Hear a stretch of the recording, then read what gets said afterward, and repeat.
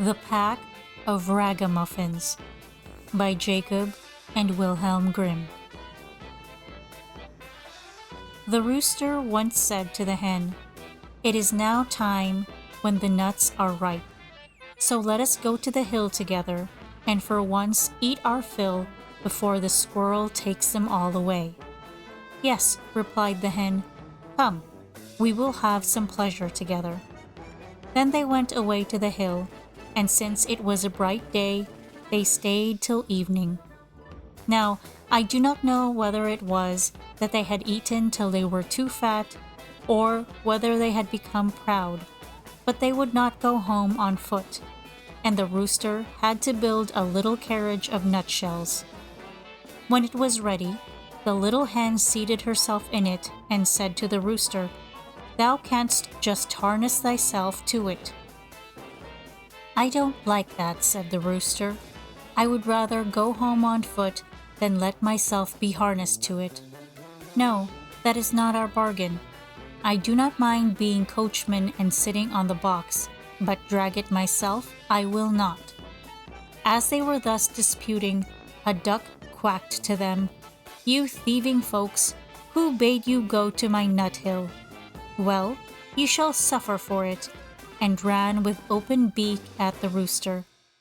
But the rooster also was not idle, and fell boldly on the duck, and at last wounded her so with his spurs that she also begged for mercy, and willingly let herself be harnessed to the carriage as a punishment. The little rooster now seated himself on the box and was coachman, and thereupon they went off in a gallop with, "Duck, go as fast as thou canst." When they had driven a part of the way, they met 2 foot passengers, a pin and a needle. They cried, "Stop, stop," and said it would soon be as dark as pitch, and then they could not go a step further, and that it was so dirty on the road, and asked if they could not get into the carriage for a while. They had been at the tailor's public house by the gate, and had stayed too long over the beer. As they were thin people who did not take up much room, the rooster let them both get in, but they had to promise him and his little hen not to step on their feet. Late in the evening, they came to an inn, and as they did not like to go further by night, and as the duck also was not strong on her feet, and they fell from one side to the other, they went in. The host at first made many objections. His house was already full.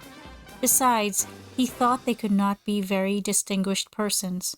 But at last, as they made pleasant speeches, and told him that he should have the egg which the little hen has laid on the way, and should likewise keep the duck, which laid one every day, he at length said that they might stay the night. And now they had themselves well served, and feasted and rioted. Early in the morning, when day was breaking and everyone was asleep, the rooster awoke the hen, brought the egg, pecked it open, and they ate it together, but they threw the shell on the hearth.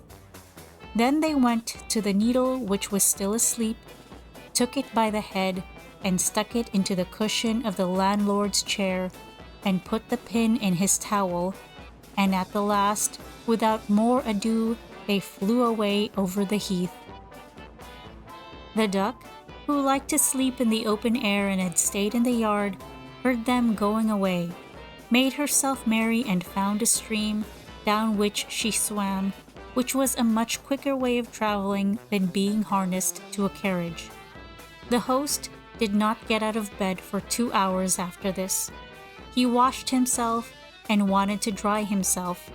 Then the pin went over his face and made a red streak from one ear to the other.